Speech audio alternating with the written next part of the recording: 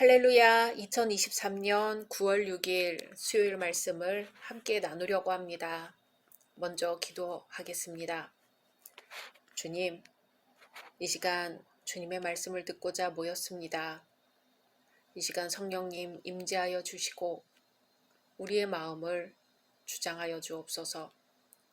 온전히 마음과 뜻과 정성 모두어 예배드리기를 원하오며 예수님의 이름으로 기도드립니다. 아멘. 오늘의 말씀은 사도행전 23장입니다.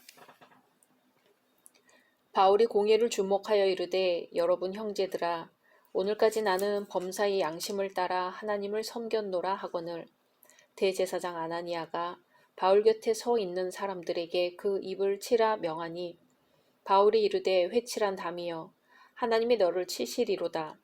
내가 나를 율법대로 심판한다고 앉아서 율법을 어기고 나를 치라 하느냐 하니 곁에 선 사람들이 말하되 하나님의 대제사장을 내가 욕하느냐.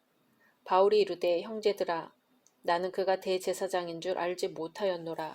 기록하였으되 너희 백성의 관리를 비방하지 말라 하였느니라 하더라. 바울이 그중 일부는 사두개인이요 다른 일부는 바리새인인 줄 알고 공회에서 외쳐 이르되 여러분 형제들아 나는 바리새인이요 또 바리새인의 아들이라. 죽은 자의 소망 곧 부활로 말미암아 내가 신문을 받노라.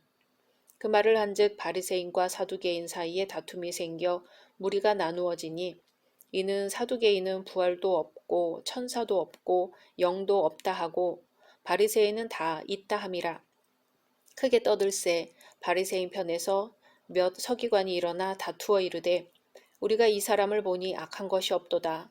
혹 영이나 혹 천사가 그에게 말하였으면 어찌 하겠느냐 하여 큰 분쟁이 생기니 천부장은 바울이 그들에게 찢겨질까 하여 군인을 명하여 내려가 무리 가운데서 빼앗아 가지고 영내로 들어가라 하니라. 그날 밤에 주께서 바울 곁에 서서 이르시되 담대하라. 내가 예루살렘에서 나의 일을 증언한 것 같이 로마에서도 증언하여야 하리라 하시니라. 날이 새매 유대인들이 당을 지어 맹세하되 바울을 죽이기 전에는 먹지도 아니하고 마시지도 아니하겠다 하고 이같이 동맹한 자가 40여 명이더라. 대제사장들과 장로들에게 가서 말하되 우리가 바울을 죽이기 전에는 아무것도 먹지 않기로 굳게 맹세하였으니 이제 너희는 그의 사실을 더 자세히 물어보려는 척하면서 공회와 함께 천부장에게 청하여 바울을 너희에게로 데리고 내려오게 하라. 우리는 그가 가까이 오기 전에 죽이기로 준비하였노라 하더니 바울의 생질이 그들이 매복하여 있다 함을 듣고 와서 영내에 들어가 바울에게 알린지라. 바울이 한 백부장을 청하여 이르되 이 청년을 천부장에게로 인도하라. 그에게 무슨 할 말이 있다 하니 천부장에게로 데리고 가서 이르되 죄수 바울이 나를 불러 이 청년이 당신께 할 말이 있다 하여 데리고 가기를 청하더이다 하매 천부장이 그의 손을 잡고 물러가서 조용히 묻되 내게 할 말이 무엇이냐. 대답하되 유대인들이 공모하기를 그들이 바울에 대하여 더 자세한 것을 묻기 위함이라 하고 내일 그를 데리고 공회로 내려오기를 당신께 청하자 하였으니 당신은 그들의 청함을 따르지 마옵소서. 그들 중에서 바울을 죽이기 전에는 먹지도 않고 마시지도 않기로 맹세한 자 40여 명이 그를 죽이려고 숨어서 지금 다 준비하고 당신의 허락만 기다리나이다 하니 이에 천부장이 청년을 보내며 경계하되 이 일을 내게 알렸다고 아무에게도 이르지 말라 하고 백부장 둘을 불러 이르되 밤 제3시에 가이사랴까지 갈 보병 200명과 기병 70명과 창병 200명을 준비하라 하고 또 바울을 태워 총독 벨릭스에게로 무사히 보내기 위하여 짐승을 준비하라 명하며 또 이 아래와 같이 편지하니 일러스되 글라우디오 루시아는 총독 벨릭스 각하께 문안하나이다. 이 사람이 유대인들에게 잡혀 죽게 된 것을 내가 로마 사람인 줄 들어 알고 군대를 거느리고 가서 구원하여다가 유대인들이 무슨 일로 그를 고발하는지 알고자 하여 그들의 공회로 데리고 내려갔더니 고발하는 것이 그들의 율법 문제에 관한 것뿐이요 한 가지도 죽이거나 결박할 사유가 없음을 발견하였나이다. 그러나 이 사람을 해하려는 관계가 있다고 누가 내게 알려주기로 곧 당신께로 보내며 또 고발하는 사람들도 당신 앞에서 그에 대하여 말하라 하였나이다 하였더라. 보병이 명을 받은 대로 밤에 바울을 데리고 안디바드리에 이르러 이튿날 기병으로 바울을 호송하게 하고 영내로 돌아가니라. 그들이 가이사랴에 들어가서 편지를 총독에게 드리고 바울을 그 앞에 세우니 총독이 읽고 바울더러 어느 영지 사람이냐 물어 길리기아 사람인 줄 알고 이르되 너를 고발하는 사람들이 오거든 내 말을 들으리라 하고 헤롯궁에 그를 지키라 명하니라. 아멘. 오늘은 바울과 대제사장 아나니아라는 제목으로 말씀 나누려고 합니다. 사도 바울 당시에 유대인들은 성전에서 예배드렸습니다. 그 중에서 예수를 주로 영접하여 구원을 얻은 자는 극히 적은 수에 불과했습니다. 오늘 바울이 공회에서 변론하는 과정을 보면 참된 그리스도인과 종교인이 잘 대비를 이루고 있습니다. 그 장본인이 바로 바울과 대제사장 아나니아입니다. 이 둘을 비교하면서 참된 그리스도인의 모습이 어떠해야 하는지를 살펴보려고 합니다. 천부장은 소요의 진상을 알고자 사내들인 공회와 바울을 한자리에 모아놓았습니다. 바울은 이때 공회원들을 향해서 변론을 시작하였습니다. 그의 첫 마디는 이렇습니다.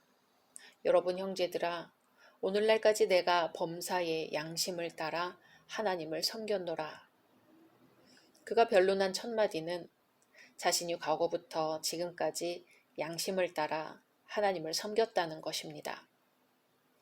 과거에 바울이 예수를 영접하지 못했을 때는 하나님에 대한 열심이 그리스도인을 핍박하는 모습으로 나타났습니다. 물론 그 현상은 올바른 신앙이 아니었지만 예수에 대해 무지했던 바울은 그렇게 하는 것이 하나님께 대한 최선이라고 생각했습니다. 반면에 대제사장 아나니아는 바울이 양심을 따라 하나님을 섬겼다고 변론하였을 때 대제사장 아나니아는 바울을 치라고 명령하였습니다. 2절에 대제사장 아나니아가 바울 곁에 섰는 사람들에게 그 입을 치라 명하니. 그렇게 한 이유는 아마도 그가 바울의 입에서 잘못했다는 말이 나오기를 기대했다든가 아니면 양심을 따라 하나님을 섬겼다는 바울의 변론에 마음이 찔렸다든가 하였을 것이기 때문입니다. 실제로 아나니아는 제사장들에게 돌아갈 11조까지 가로챘던 인물이었습니다. 그는 대제사장직이라는 유대교의 중책을 맡고 있는 자였지만 실상은 하나님을 몰랐습니다. 이렇듯 바울과 대제사장 아나니아는 겉보기에 둘 다 동일한 종교인이며 신앙인이었으나 하나님 보시기에는 그렇지 않았습니다. 하나님의 입장에서 볼 때 바울은 참된 신앙인이었으나 대제사장 아나니아는 그가 맡은 중책에도 불구하고 불신자였습니다. 우리 기독교인도 한국에서 1천만 가까운 교세를 자랑하고 있습니다. 하지만 한국 교회에도 아나니아와 같은 인물들이 있는 것은 아닌지 정말로 교회를 돌아보아야 합니다. 그리고 성도들은 하나님 앞에서 부끄럼 없는 삶의 자세를 지녀야 합니다. 대제사장 아나니아가 양심을 따라 하나님을 섬겼다고 변론하는 바울의 입을 치라고 명령한 것은 공정한 재판을 포기한 행위였습니다.